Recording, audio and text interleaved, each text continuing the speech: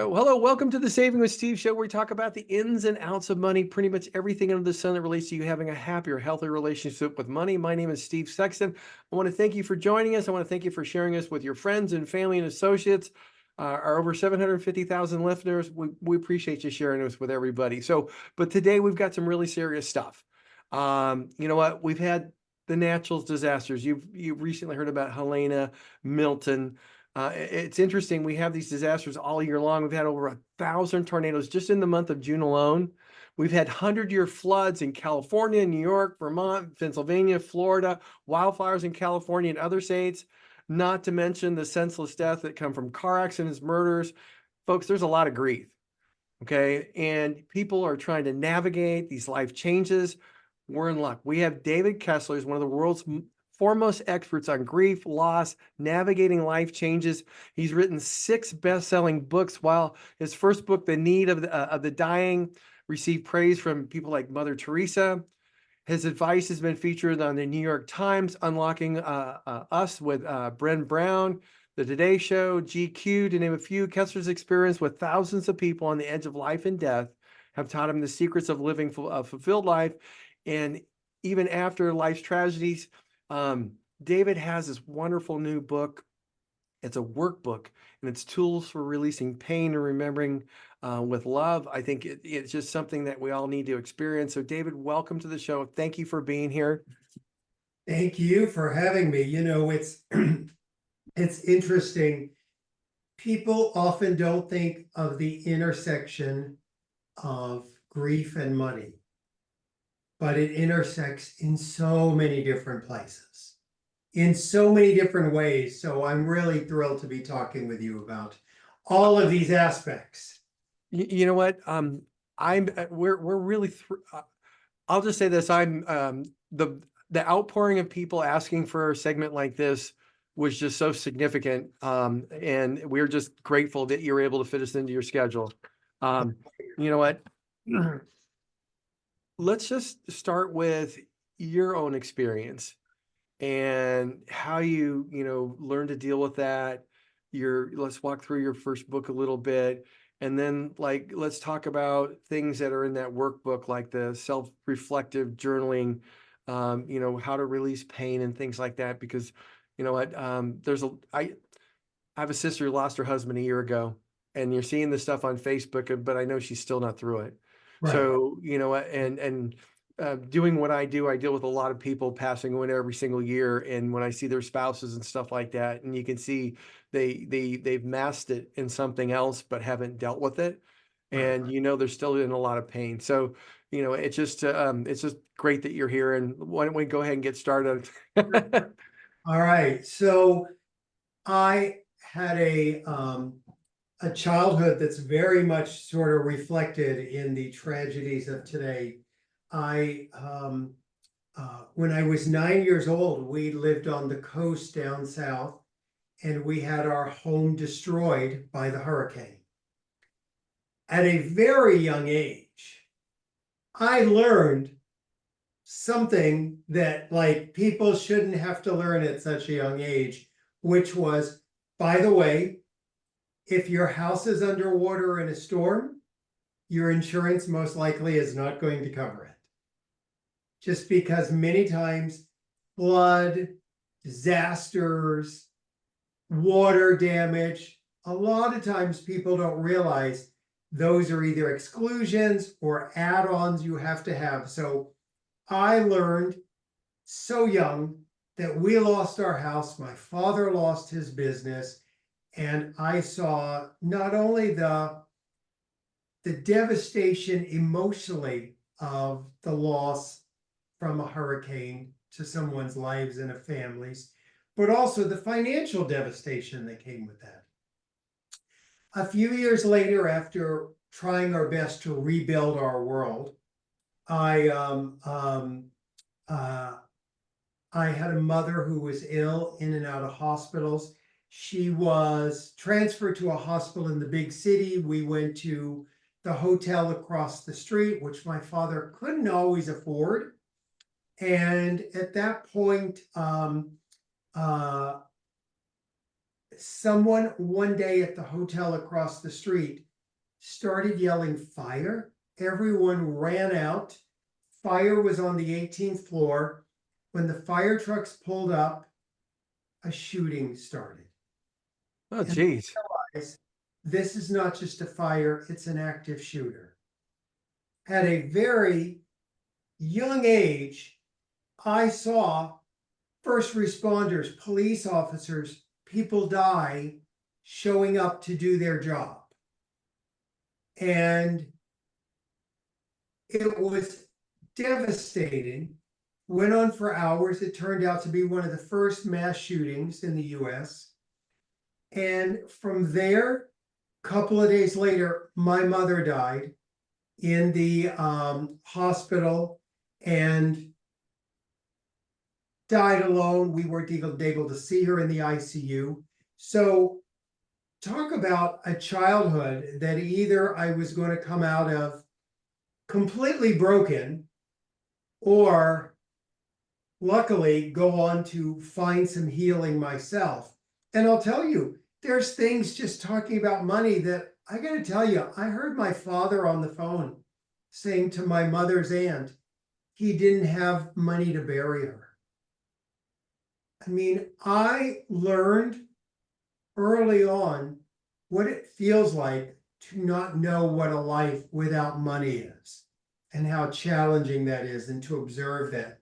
So I ended up creating a life for myself that I help people now. And you can really see that I'm a product of those days. I've been not only a grief specialist for decades, but I also have been a specialist reserve police officer with my local police department. I am honored to volunteer with them and see that, like, they show up every day and put their lives at risk. And I saw them losing their lives. So that's, no one chooses this, but it sort of chose me. And I've been honored to help people for decades in this space. And I think that's wonderful, because there's not enough people helping others get through things. And there's a lot of people dying inside because they're not able to get through things or don't have the tools to get through things. So that's pretty scary. So my big question that everybody has is, when you start, how do you start dealing with grief of losing somebody? Well, the problem is we live in a grief illiterate world. I often tell people, I'm teaching people what our great grandparents knew how to do. We have a world now that tells you climb every mountain, go to every peak, recover, get over. Here's the 3 easy steps. And grief is a valley. Grief isn't a peak or a mountaintop. Grief is a valley, and we have to walk through it. And that can be very, very challenging in our modern world to do that. And we don't know how to do it. So that's a lot of the work I do, is just helping people get through the day-to-day things. And by the way, I always talk about, we hear grief and we think death, but I always say it's always a death of something. A breakup is the death of that romantic relationship. A divorce is the death of the marriage. A job loss is the death of that paycheck with those people in that place. There's all kinds of losses we experience in life, and they're all grief. And we don't often know how to just go through it. And I think the biggest thing I would say right off the bat is, Steve, I'm a fixer. Any problem you have, I'll give you 3 solutions. But when I get to grief, there's no fixing it. Mainly because we're not broken, we're in grief. So it's a shift in our thinking from how do we go from doing to being? How do we just be with this grief? Because being with the grief is how it changes. Okay, I'm going to hold you right there. We got to go to a quick break, folks. This is wonderful. Stick with us. We'll be right back with more Dave Kessler. This is wonderful. Uh, um, okay, so I'm just going to give Cameron some notes and we're going to go right back into it. Now, by Hey, the well, way, this shows me we're live on Facebook. Is that true? that's correct. Yes. Great. Very good. You know what? That's one of the biggest things for my show is the live on Facebook. For some reason, Great. everybody loves Well, that. hello, everyone on Facebook also. Oh, okay. So come on, here we go. Here we go. Cameron, we're doing segment 2 with David Kessler. So, hey, welcome back to the Saving with Steve show. We're talking about the ins and outs of money and a lot more than that today. Again, I want to thank you for sharing us with your friends and family. All the replays are available, especially this one on savingwithsteve.us. If you're enjoying the stories of helpful information, insight on Saving with Steve, I encourage you to subscribe to our YouTube channel so you never miss a show. A few of our affiliates at UK Health Radio, BBS Radio, Talk Radio New York City, E360 TV, and Las Vegas TV networks. All these networks are dedicated to empowering you to solve problems, uplift your spirit, and live a life of personal and financial freedom. We're here talking with David Kessler. We're talking about grief, how to deal with it. David, thank you again for being with us on the show. And let's go right back into it. One of the things I do want to share, because a number of women asked, you know what, you talked about job loss, but retirement is a form of grief because that part of your life is Absolutely. gone. And then we have a lot of mothers who are, you know what, the kids are off on their jobs and they're not coming home anymore. And they have that separation because their old life is kind of, I want to say, dead from a, you know, interaction standpoint because now they have a new life. So there's a lot of different things there. Is that similar to what you're? Absolutely. I always say grief is a change we didn't want. And sometimes it's part of a bigger change that we know is the right change, like empty nest. We know it's a good thing for our kids to go off and go to school. And as a parent, you miss them. You want them around. Retirement, we dream of it.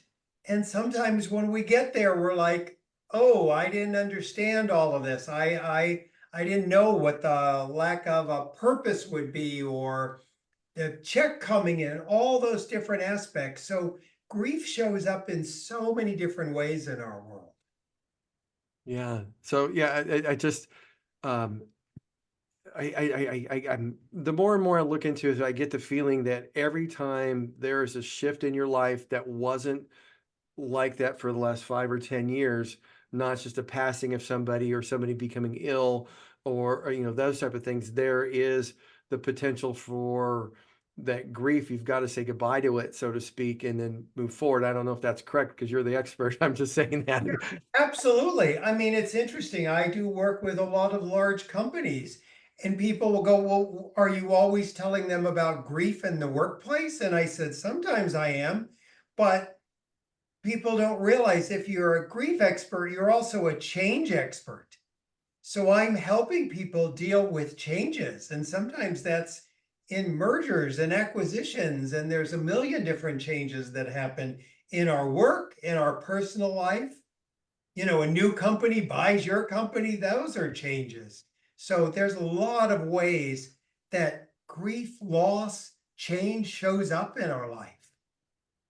So the big question is how do we get, you know, to properly deal with it? And I'm just going to say this.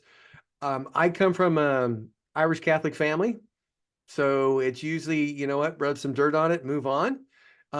So the big thing is, you know, I mean, I'm a cancer survivor. And it's one of those things where, you know, my immediate response was, what do I, uh, what do I need to do next to move forward? That's all it was. And it wasn't really, hey, you know what, you had this big thing. And it was a few years after that that some of those stuff actually hit me when I actually got past that, okay, we're going to be okay phase. So, you know, let's start with, you know, what do you know, what do you need to do when you realize you're grieving over something? Yeah, there's a lot in what you just said there, Steve. So first of all, you know, many times when we're talking about life's changes, like with what you went through, I remind people we all have different styles of grieving. Yours might be to rub dirt on it, you're going to be okay, get through it. Now, there's a few things to just talk about there. There is a style of grievers out there that I wrote about called practical grievers. And the practical grievers are the people who are like, you go to the funeral, you cry. That's it, you move on. That's what they look like. They don't traffic in any feelings, sort of ever. My family members look at people who either go to therapy or go to grief counseling and go, wait a minute, you're paying someone to talk to you? I'll talk to you for free. I mean, that's the kind of thing a practical griever would say. The rest of us need often to talk about it, to express it, to share it. Then there's the folks who sound like it might be you, who are like, I got to get through this. I got to survive it. And once you're past the survival part, then your feelings come up. That's another way we do it. And, you know, I think we live in a world where we want to go, what's the right way? And grief is a time where it's only Steve's way, and there's David's way, and Martha's way, and Susan's way, and everyone does grief differently. Just because, look, we were all raised differently. We all had different families. We all have different religions. Our clergy taught us to do grief differently. So many different ways to do grief. You know, it's so funny. I sit here and go, I'm thinking to myself, well, what's the process then? Well, it's interesting. That actually brings us to the people who want to sort of work through it. There's a saying that people go now casually, they'll go, oh, you got to do your grief work. And people go, what's my grief work? I need the strategy. I need the techniques. And what that is first of all, I tell people grief work is really any time you spend with your grief, whether it's talking about it, feeling it, going to a group, talking with a friend, reading a book, whatever that looks like. For the people who are like, I need some structure, David, that is the reason I wrote the workbook. The new workbook is literally like we're sitting at your kitchen table and I'm just explaining techniques to help you feel, help you get through it. So one of the clues to this is we have to feel our feelings. Sounds simple, but it's the hardest thing in the world to do. Here's why. We're the first generation that has the luxury of feelings on feelings. We feel sad and we go, oh, I'm not going to feel sad. Someone's got it worse than me. Or I was taught that's wallowing or self-pity. And you don't feel the feeling and you throw it half felt behind you. And then you feel angry and you go, oh, anger is inappropriate. I shouldn't feel it. Everyone tells me I shouldn't feel angry. And you throw that behind you. We have all these half-felt feelings that we didn't feel. Now, here's the trick.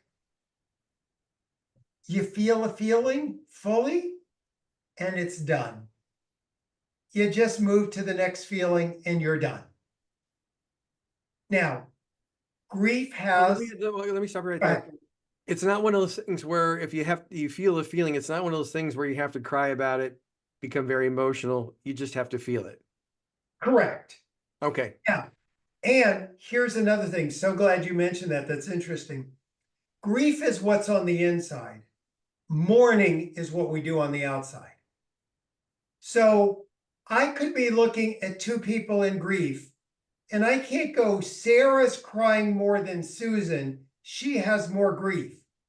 No, Sarah expresses her mourning with tears, but Susan doesn't. Tears are how some people do it, but not everyone. The problem is some of us that have 500 tears to cry stop at 100. and we tell ourselves no more. And if you got 500 tears to cry, you got to cry them all. So that's one of those things. The other thing is I write about, and I never thought I would do this in my life, Steve. I write about buffaloes. I studied buffaloes. Buffaloes, when they sense a storm coming, they run into the storm. And because they run into the storm, they minimize the time they're in pain. Us human beings, on the other hand, we run from pain of grief naturally. Who wants to be in pain? We run from it. And so many of us live with grief 3 feet behind us our whole life, unattended, making our decisions, driving our life, causing our fears, causing our anger, causing our upset. And we don't know it's because we just didn't attend to our feelings. Wow. Hey, folks, stick with us. We're going to be right back with more Dave Kessler. Whoa. That's perfect. Good. Well, it's sort of like no one teaches about this to just simplify this. How do you do this, you know? Oh, no, that, for me, it's like the information's, I'm going to say, overwhelmingly more simple than I thought it would be. Right. So that to me is very cool because I'm a very structured, logical type person, and my upbringing, I'm like going, yep, I did that. I did that. Right. Right. So, all right, let's go ahead. Hey, welcome back to the Saving with Steve show. We're having a wonderful show with David Kessler here. Again, I want to thank you for joining us, sharing us with your friends and family. So David, let's keep going. I'd like to talk a little bit about your workbook at this point and some of the things that people can do, because everybody wants something they could do to learn how to feel something. And I think that's part of our society because everybody tells us something to do. We've already talked about that, and that's so me too. So Yeah. As we talked before the show, this is what it looks like. And for anyone not watching, maybe just hearing this, it's called Finding Meaning, the workbook, and it's by David Kessler. The reason I'm emphasizing that, Steve and I talked before the show, there's now AI copycats online. You can find the same exact title with a similar cover and not realize it was done by AI. It's not even very good, and it's not by me. So that's why I stress. And people can always go to grief.com or griefbook.com to make sure they get the right one. But, when we talk about this idea of sitting down with a workbook, I want to tell you this first premise. Someone said to me the other day, I bought it, I put it on the shelf, I'm not ready to open it. And I said, thank you for buying it. And I'm curious. Tell me more about I'm not ready to open it. And they said, well, let me think about that. And they went, I don't want to go into the pain. So that's why I put it on the shelf. Someday I will. And I said, can I share a little bit about that? And they said, sure. I said, here's the thing. I wish by putting the book on the shelf, you put the pain on the shelf with the book. But the pain isn't actually on the shelf. The pain is in you. And by the way, the book will help you take the pain out of you and put it on paper and help release it.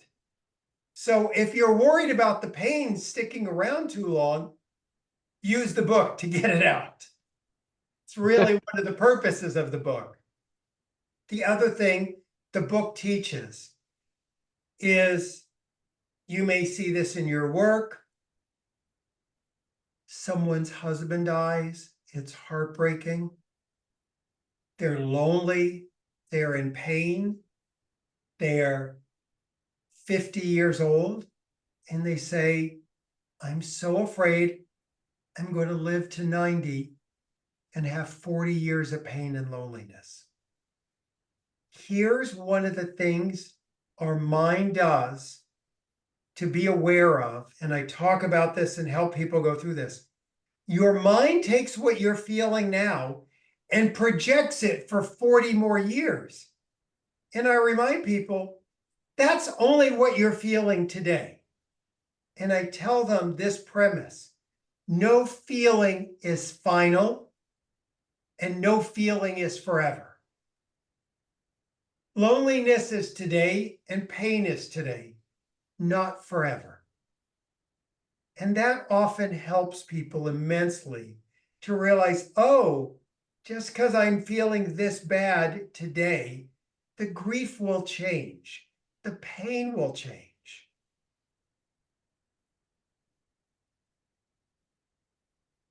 I'm thinking that through. Yeah, because I think many times we get stuck there. Hmm.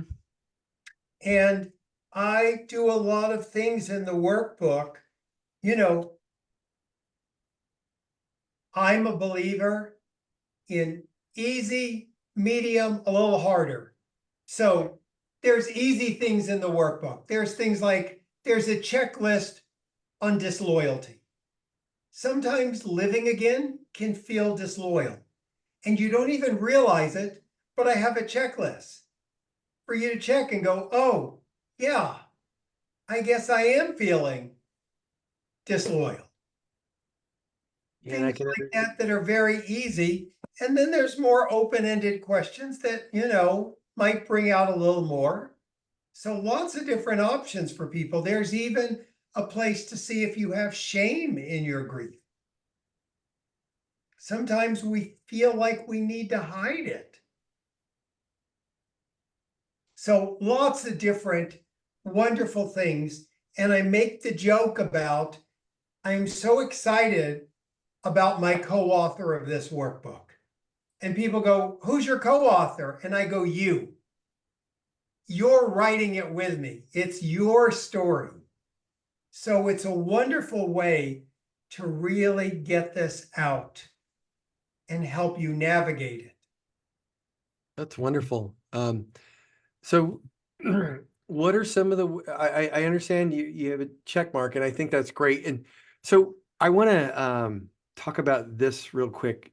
This came up a few times, and I've actually experienced with clients where, in fact, just last week, one of my very good clients, long-term client, his wife calls me, and he basically went from being normal to having Alzheimer's all in a few months. I mean, stop paying bills, the whole shot, and all sorts of things. And all of a sudden everybody shows up and they're like, oh my gosh.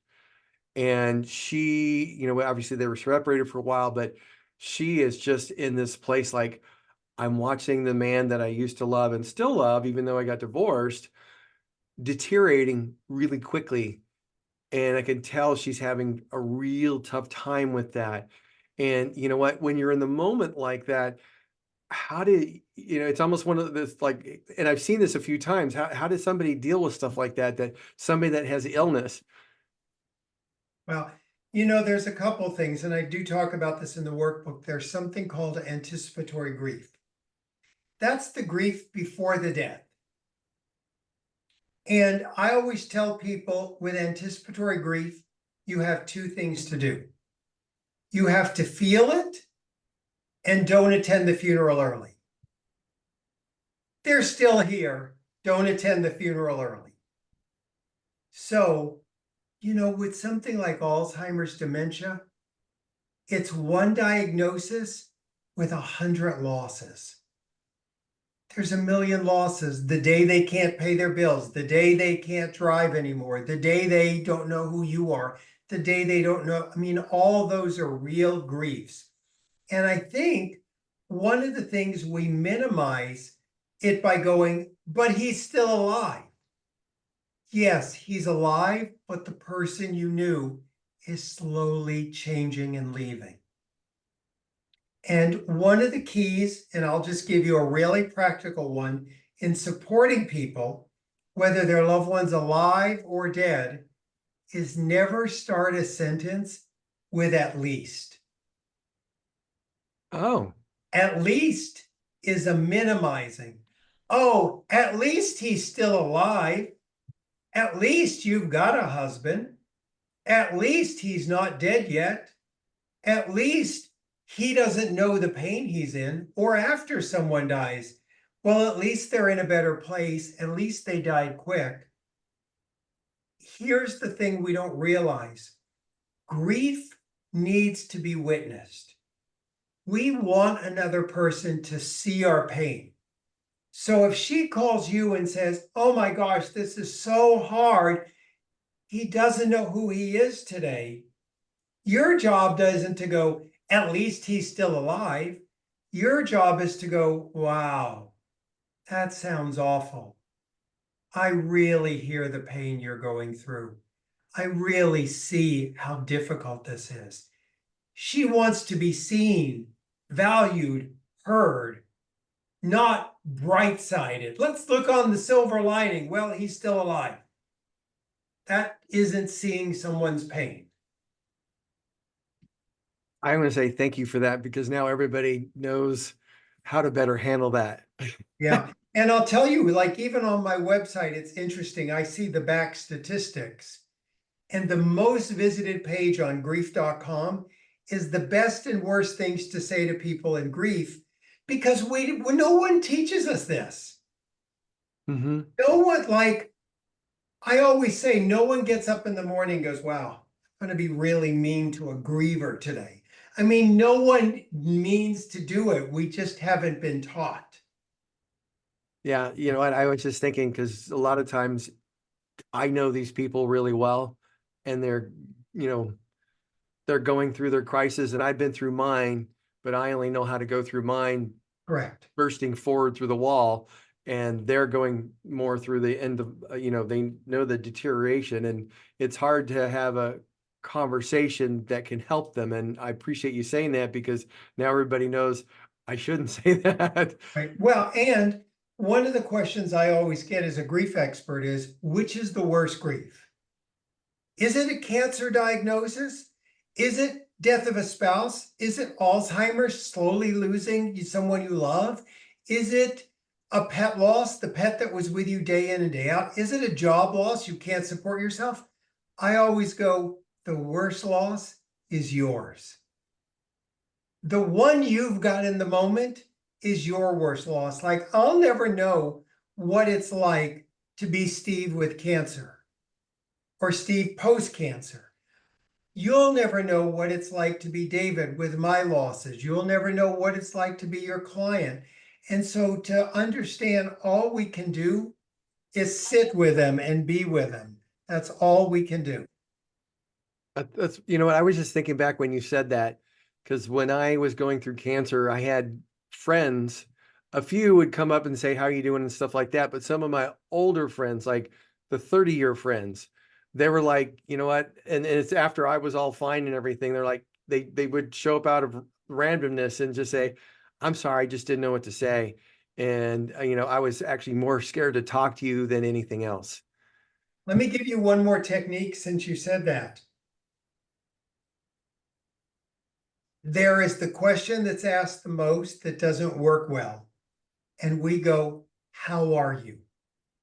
Here's why it doesn't work. Because how are you refers to a state of mind. And imagine someone's just got diagnosed with cancer. They just got diagnosed with, you know, Alzheimer's, or their loved one just died. And we say, how are you? Now, I can tell you it's not true now, but decades ago, I used to volunteer with the Red Cross on their aviation disaster team. We would actually go with the family members. The plane just crashed. And you know what we would say? How are you? And the person would go, the plane just crashed. How do you think I am? So how are you is the wrong question. Here's how to fix it instantly. Add a time element. How are you doing, Steve, today? How are you doing right now? How are you doing in this moment, this afternoon, this morning? And the reason why is it helps the person understand you're not in a good place, but I'm checking in on you right now. Then the question works. Mhm. I was just thinking about that because the multiple times I was asked after I had cancer, and after a brother-in-law passed away and my brother passed away, I always gave a flippant response because I was annoyed by all, and quite frankly, I've probably been asked that more times than most, but, and it was just like, yeah, I totally get that. Or So, for someone to go, this must be awful. I have no idea what it's like. And just know I'm here for you and I'm with you. And I'll tell people it's completely okay to say, I don't have the right words. Just know I'm here with you. I don't know what it's like. mhm. Hey, folks, we're going to take a quick break right now. We're going to come right back with more Dave Kessler. That's wonderful. I'm sorry. I kept going. I'm even over my time a little bit. So, Well, I try to be really practical about this because I know this is so not often practical in the world, and mhm. people need practical things to do. Oh, no, you're perfect. I'm just talking about me. You're getting such great information, and you're actually checking the boxes on questions that listeners have asked. So it's like you're Right. just going right down the line, and it's wonderful. Hey, folks. Well, welcome back to the Saving with Steve show. We have Dave Kessler here. We're talking about grief with all the stuff that's going on in the world. This has been an outstanding segment. We've got a few more minutes here. We're going to talk to David. So, David, you know what? Everybody's heard about journaling. You should journal about this. And you know what? Even I was told to do it. And I'm like, well, what the hell am I going to journal about? So, you know what? I know there's exercises and opportunities. What's the benefit from it? How should somebody look at doing it? That type of thing. There was a scientist, James Pennebaker, who did studies on people who wrote about their pain they were going through and people who didn't. And the people who wrote actually had so much better results. Everything from blood pressure and everything else got better.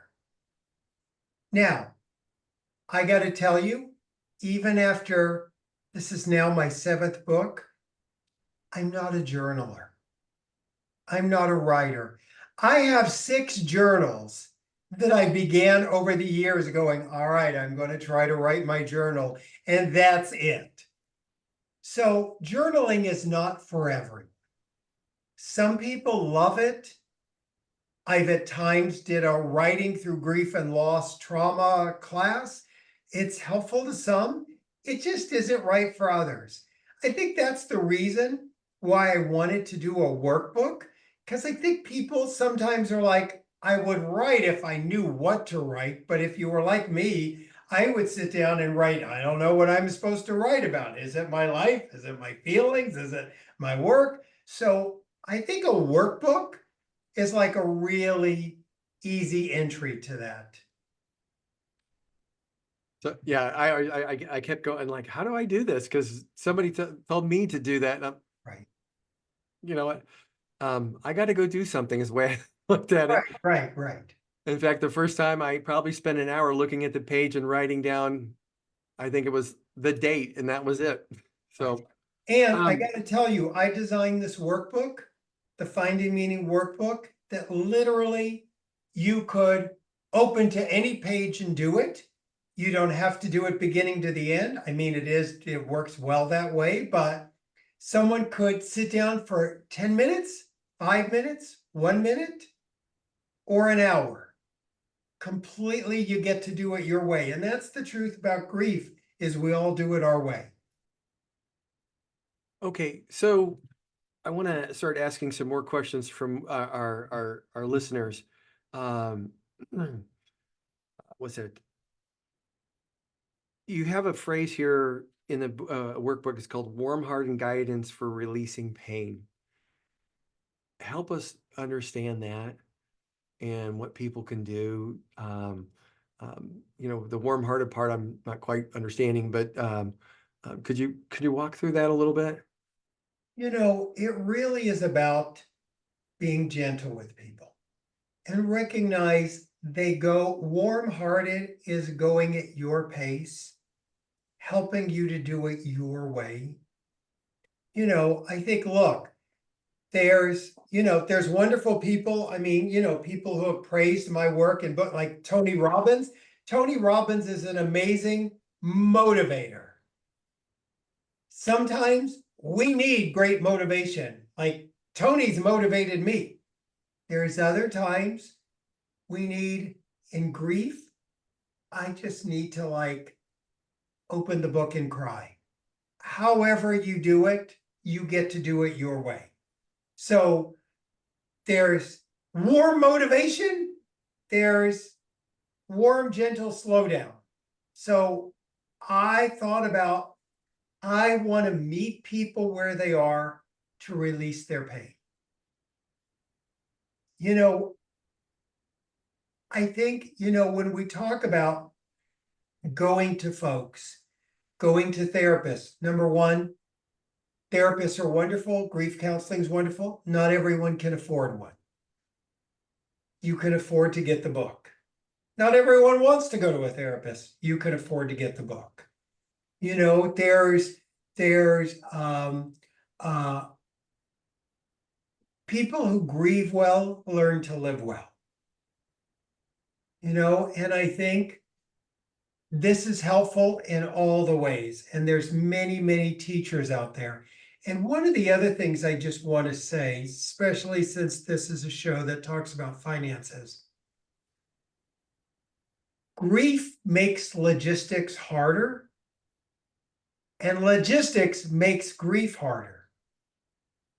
So I also work with an amazing company called empathy.com that helps people deal often with the financial logistics of life.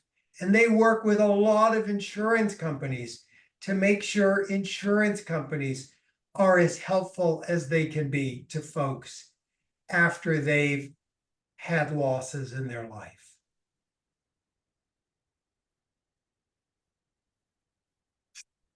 I'm trying to think that through.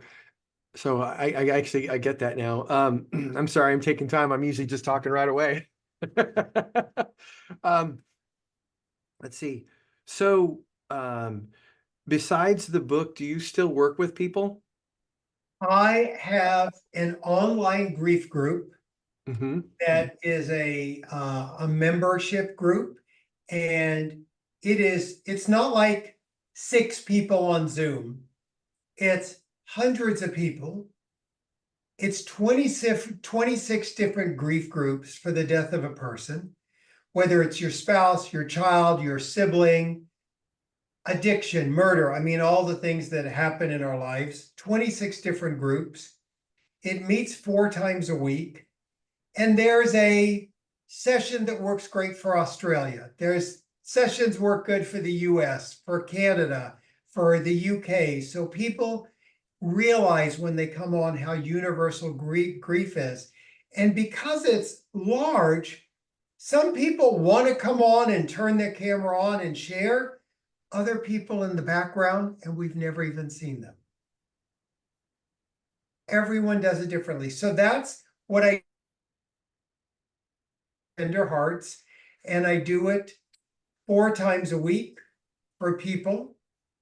I also have a grief educator certificate program that I train therapists, coaches, people who work in estate planning, people who, want to be really helpful to folks who are dealing with losses and maybe they intersect with finances.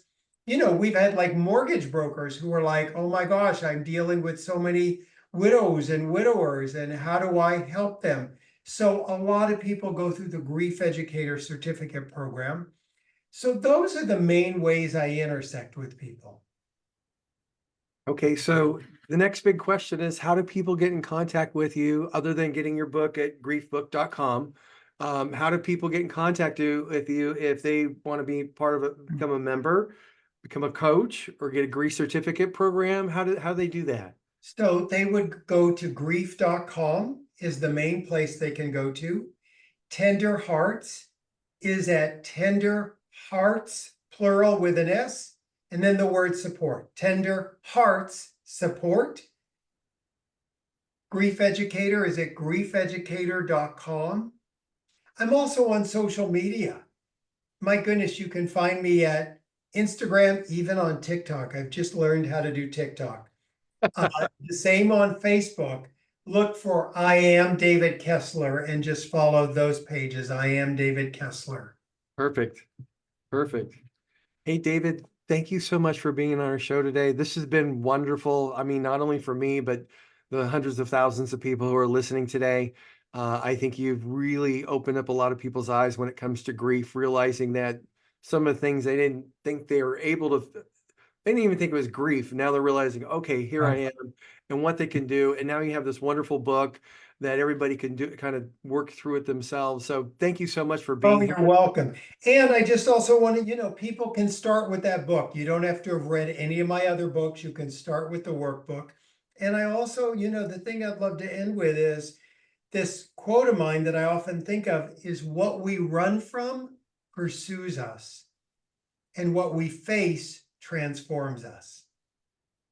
And so I'm here to help people really get through their tough times. David, thank you so much for being here. Have a great weekend. We appreciate it. And with that, folks, stick with us. We'll be right back with more Saving with Steve. That was wonderful, David. Thank you so very, very much. I know you probably go, but I got to go too. So I'm going to let you go. All right, man. Good to see you. We'll see you. Thank Thank you. you. Thanks.